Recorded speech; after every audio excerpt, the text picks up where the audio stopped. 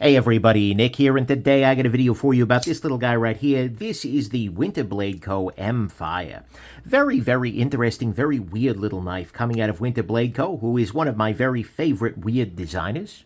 Actually, one of my very favorite designers who happens to be weird. It's not like I have a separate favorites list for designers who are weird. Anyways, I digress.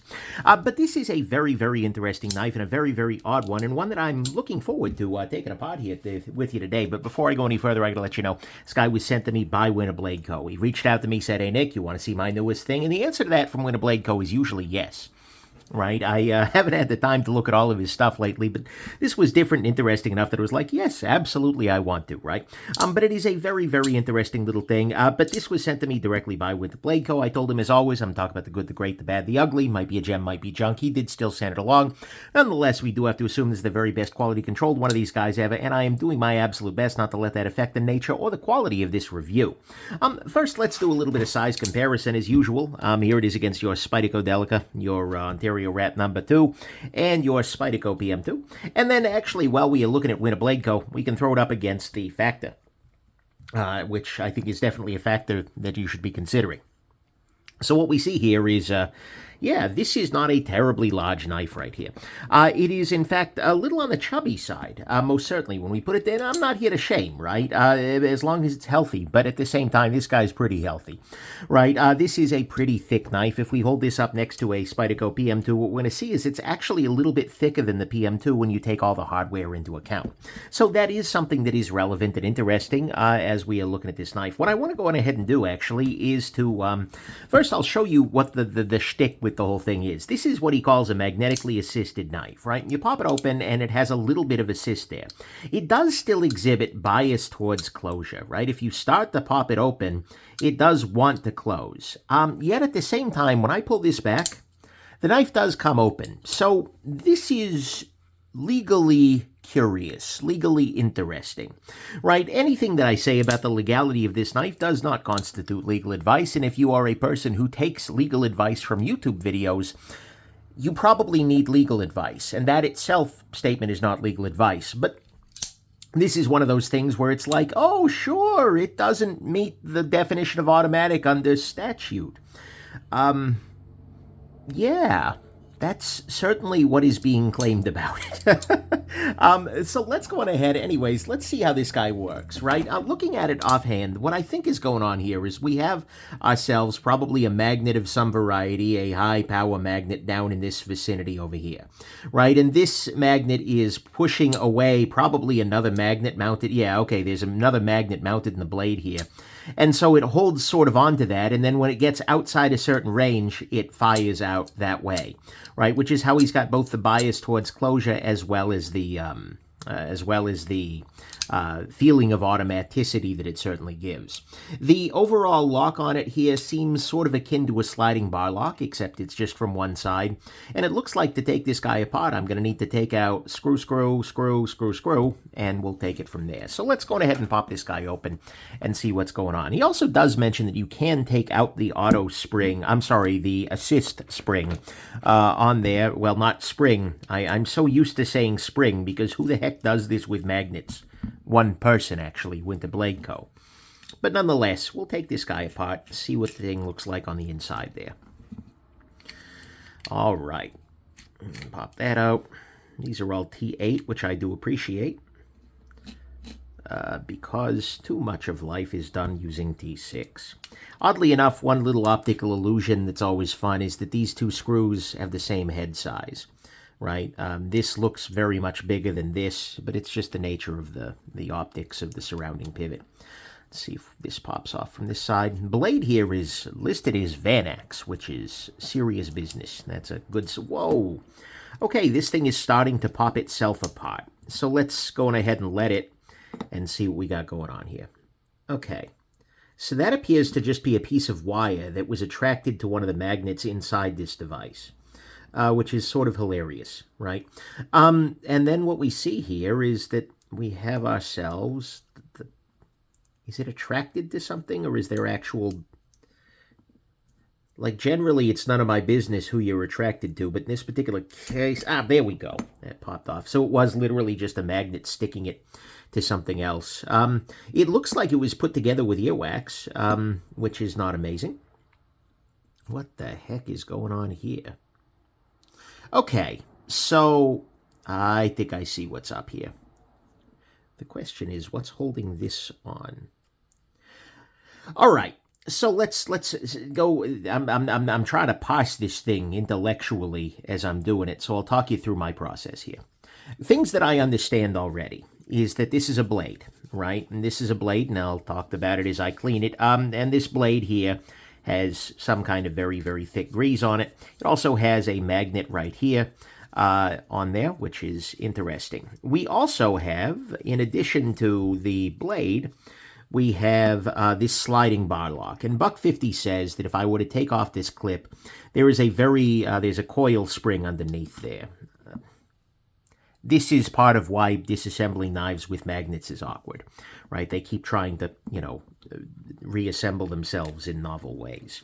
So I want to take this off, and Buck50 says there's a coil spring waiting under there that's going to try and fly across the room as soon as I take this off. Okay, so the pocket clip is out. I'll hold this down. Oh boy. I'm wearing a Batman mask for protection. That's not a sentence I thought I'd utter much in my adult life. Okay, I see the spring under there. Okay, that was good. It's going to jump. That's a very small amount. Okay, good. All right, so this is how this whole situation works. We have ourselves a little sliding bar lock. We have a metal piece attached to it, right? So this is sort of functioning in many ways like a classic Benchmade axis lock. I'm wondering, though, is this piece here itself a magnet? One way to test that, of course, is to test... Okay, this is a magnetically sensitive piece of metal. This does feel lightly magnetic. So they appear to have a magnet in the sliding bar lock, which could actually be for detent purposes or something like that. But either way, this sliding bar lock sits inside of a channel that is here, which is coated clearly in just earwax of some variety or another. But nonetheless, what we have here is a bunch of grease inside this channel here. And then we have, which is all carbon fiber, which is interesting. And so that little lock is able to slide back and forth. And this spring at the very base of that passage keeps the lock pushing forward. So it acts a lot like a sliding bar lock. And so when the knife is closed, this guy comes up over here so it can't open. And then when the knife is allowed to open, it rotates off that way. Normally it would rotate around the pivot, but the magnets are making it do otherwise. Okay, that part's fine. I understand that part. Cool. All right, next up is going to be... what the... Oh, that's from the pocket clip. I'm going to go on ahead and do some additional cleaning here to try and remove some of this grease from it. All right. Come on. Get out of there. So we have ourselves some washes. This is, by the way, going to be a quick review at the end of this because, honestly, I'm more interested in taking it apart and seeing how it works. Like, as a knife, it's fine, right? It works fine. It's a very interesting little, what I would probably consider to be automatic knife that is, it works, right? It's a cool little piece. But I'm real curious how it's made. It's always the joy with WinterBlade Co. is like, what has this dude been up to? All right, so we got that. We'll clean off the pivot here. We got both washers on both sides. Okay, the other thing that he did mention is the ability to remove this magnet, which removes effectively the automatic and or assist, which makes sense, right? If this little piece here is the thing that's doing the away push, if you will, that's forcing it open, then removing this magnet from this little holder here seems liable to remove that aspect. So if you're curious about the legality in your area, you can always put... I swear to God. You can always just remove this little piece here, which I am gesturing and it is trying to eat my screwdriver. You can remove this little... Great, now that's magnetized. Awesome, thank you, WinterBlade Co. But you can remove that... I freaking give up. go ahead and take off the mechanical watch here. This is going sideways. All right. So anyways, yeah, you can remove that a little bit and it becomes no longer automatic. And that's a beautiful thing, if you prefer. Again, I am not necessarily stating that this is or is not automatic, but it is certainly acting like it on TV. So there you go. All right, we're going to go on ahead and start reassembling this bad boy before the magnets claim me. What I'm going to go on ahead and do is use some heavyweight knife pivot lube here. I'm going to try and... Come on, get out there. Broski. I know you want to get out of there. There we go. Use some heavy knife pivot lube up in this vicinity up in here. I'll go ahead and put this down. And then I will go ahead and just sort of do a little bit of this on the sides here. There we go. And there we go. You can tell I wear a watch a lot. When I have it off, it's a lighter shade of pale, if you prefer. Whiter, I suppose, is the song. Okay, next step is going to be to put this little guy back in place to secure the freaking spring. So this is this the first spring I've seen in a WinterBlade Co? Maybe. All right, and so doing this,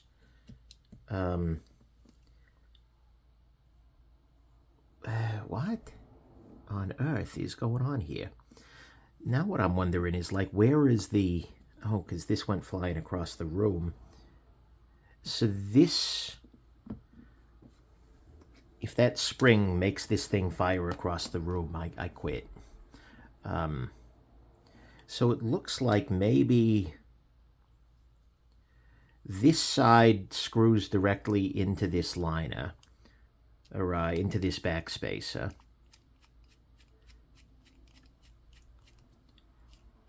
And it seems to want to keep going through, which would be a little weird if there's not a pocket for it on the other. There is a pocket for it on the other. Why? Hold on. Something's hinky here. Because this shouldn't be able to stick up all the way through there, because there should be something going into the other side of that. So then maybe I'm going the other way. Oh, well, I didn't put in the pocket clip, so that's a start. That's going to make it a little different. Oh, now I'm back in the danger zone here. So I should have 2 extra screws around here somewhere that were sent flying by various magnetic events. Where is my second screw? Come on, screw. Get with the program here. Okay, here we go. So then I have those two. Okay, I got my other screws that I know what they're doing are arranged up there. So now the question becomes, which one of these goes in which hole, right? And so this screw, I'm going to still make the bet that this longest screw goes down here. I went ahead and put a little bit of Loctite on it. By the way, if you're curious about any of the tools I'm using, go to nickshabazz.com/tools. Okay, with the pocket clip, that no longer sticks up through. Then on the other side here, I believe I should be able to put in this screw. Theoretically speaking, I could look back at the video, and actually so could you. But you have the benefit of hindsight, effectively, rewinding, and confirm this for sure, but that looks fine to me. Okay. So now we know this is working. Lovely, gorgeous, beautiful. Next step is going to be to reinstall the stuff. This has a D shape to the pivot. That D shape needs to face downwards. So I'll go ahead and rotate that way. Now I'm going to drop on the bearing race, this washer there that's in place for that. I'm going to use some regular nano lube, or knife pivot lube. I could use nano oil, frankly. Actually, I mentioned them, so I will. Use some 10-weight nano oil here. I feel like I'm mixing oils on the same knife. That sounds illegal somehow. But I am not a lawyer. Again, this does not constitute legal advice. All right, so when I do that, we pop that into place. Now, the next step here is going to be to pop the blade onto the pivot and try and avoid the magnetism. Okay, that actually went in pretty well. That was easy. Let's just drop some there. All right. I probably wouldn't mix lubricants in a place where I knew that they would come in contact on a regular basis, just because I don't know what the chemistry is going to look like for that. But, you know, for the moment, yeah. All right, so now what we got to do is put this guy the rest of the way back together before everything comes flying apart. Okay, I'll start off because, actually, it's not going to screw anything up if I got this wrong. I'll just swap those two out. But I'll go ahead and I'll put on some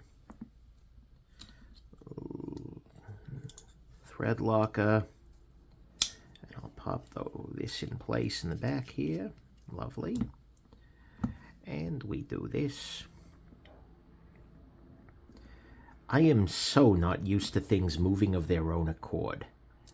Like, springs I can deal with, but just like randomly disassembling something and my screwdriver goes running. Not exactly the vibe I am used to. So in that regard, I thank WinterBlade Co. for giving me a unique challenge. Okay, speaking of challenges... Oh, no, it's just my pivot had come loose and it wasn't willing to seat the rest of the way, so when I pulled this back and applied some pressure to the backside here, it popped the rest of the way through. All right, I'm going to go ahead and put the pivot in. Every last bit of this was T8. That's lovely. This is a man who cares about you, except in putting all of the many, many magnets in place here that make my life harder. All right, let's go on ahead and put in this. By the way, those two went in fine, so I think I made the right answer. Made the right choice, that is. All right. And then we pop this in. And then we should be good to go here. I might want to apply a little bit of lubrication to the very back side of things, of the blade here. But all right, let's see where we're at. Yep, that's still a... That's still in action.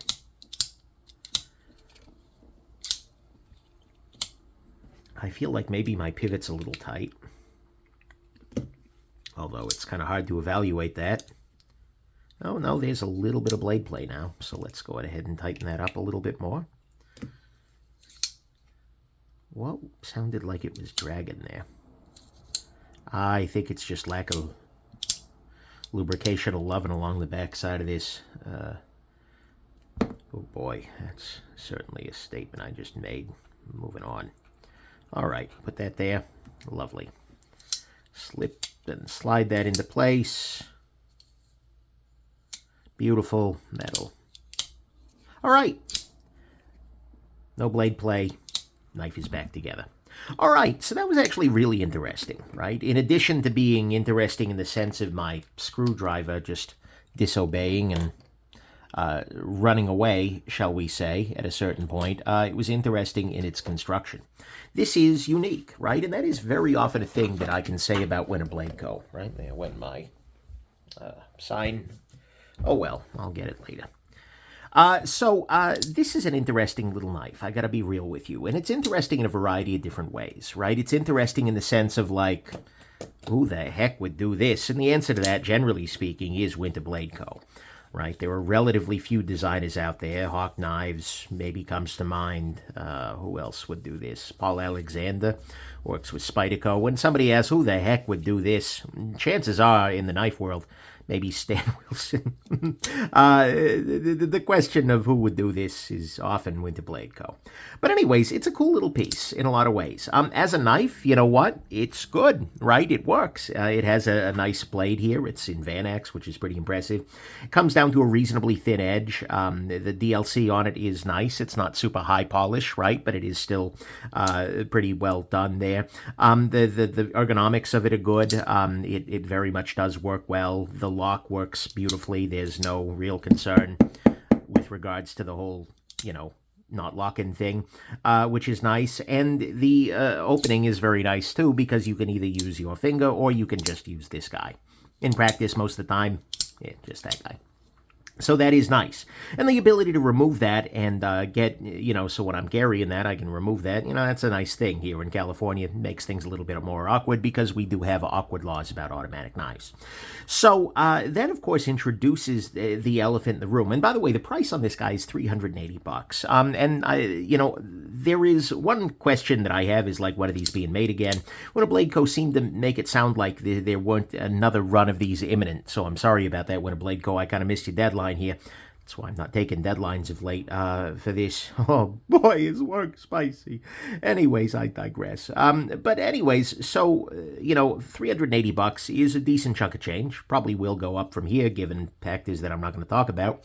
But at the same time, it's well done. It's Vanax, and it's weird. It's unlike anything else. So it's like if you want one of these, this is the only game in town. So you kind of paying that, right? And in a lot of ways, it kind of reminds me of the Factor, right? The Factor and the M-Fire feel very, very similar in the hand. This one has this little gap up here. I think I do slightly prefer the Factor just because it is a little thinner, right? And so that is definitely, but they feel very similar in a lot of ways, right? This just has the advantage of that automatic style opening. Now, a couple of things that are a little bit different here, are a little bit frustrating. One thing that is a bit of a frustration with this opening method is that closing the knife, you can kind of get it in there with enough force, but a lot of times I tried to do that, it would pop back open. It's actually a little better, it feels like, now that I've cleaned the earwax out of it. But I can't reliably close this knife one-handed.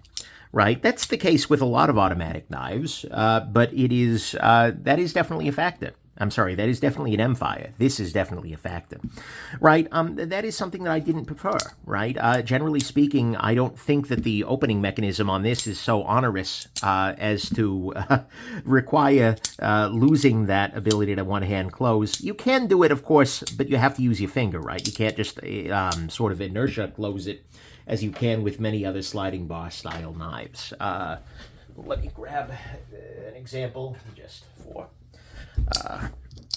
like this, you can just do this, or I could have just used the Factor, right? It's Benchmade 940. So that is one thing that you do sacrifice when you go here. The other thing we got to talk about are these claims that this might not be an automatic knife. Now, I'm not a lawyer, as I said this. This is not legal advice, right? However, I have no doubt that if I were to take this out of my pocket and hand this to a police officer, especially one who wants to jam me up for something, they would consider this to be an automatic knife, right? Yes, technically, bias towards closure is often one of the laws cited, and this, by the way, is one of the reasons why we should do away with automatic knife laws, right? They are not actually helping anybody particularly, and they harm people who, for instance, may only just have one arm, and as a result, have an easier time with an automatic style knife, right? These laws, if you look them up, their history is wildly problematic. There's a bunch of reasons to get rid of these. Hopefully, that the folks in the industry will continue that fight and get rid of them once and for all. But in the meantime, they remain here. In California, for instance, you're not allowed to carry an automatic knife over 2 inches, which is, well, not this, right? So that limits the carry pretty substantially for this guy. But this is one of those things where the maker says, no, not an automatic, it's an assist, right?